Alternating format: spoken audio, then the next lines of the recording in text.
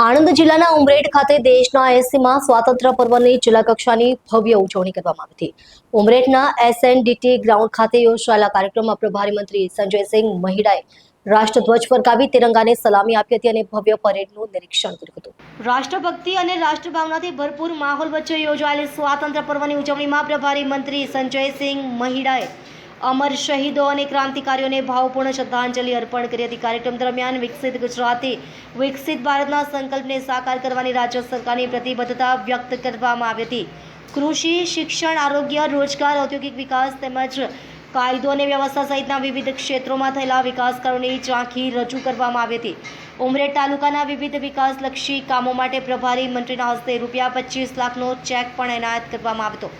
આ ઉપરાંત આણંદ જિલ્લાનું રાષ્ટ્રીય અને રાજ્યકક્ષાએ ગૌરવ વધારનાર વિશિષ્ટ પ્રતિભાઓ તેમજ કર્તવ્યનિષ્ઠ અધિકારીઓ અને કર્મચારીઓનું પ્રમાણપત્ર આપી સન્માન કરવામાં આવ્યું હતું। વિદ્યાર્થીઓ દ્વારા રજૂ કરવામાં આવેલા દેશભક્તિથી ઓતપ્રોત રંગારંગ સાંસ્કૃતિક કાર્યક્રમોએ ઉપસ્થિત સૌના મન મોહી લીધા હતા અને સમગ્ર SNDT ગ્રાઉન્ડ દેશભક્તિના રંગે રંગાઈ ગયું હતું। કાર્યક્રમના અંતે એક પેડ માં કે નામ અભિયાન અંતર્ગત પ્રભારી મંત્રી સહિત મહાનુભાવોના હસ્તે વૃક્ષારોપણ કરવામાં આવ્યું હતું। આ પ્રસંગે સાંસદ મિતેશભાઈ પટેલ, ઉમરેઠના ધારાસભ્ય હર્ષદભાઈ પરમાર, જિલ્લા કલેક્ટર, જિલ્લા વિકાસ અધિકારી, જિલ્લા પોલીસ અધિક્ષક સહિતના અધિકારીઓ, પદાધિકારીઓ, શિક્ષકો, વિદ્યાર્થીઓ અને મોટી સંખ્યામાં નગરજનો ઉપસ્થિત રહ્યા હતા।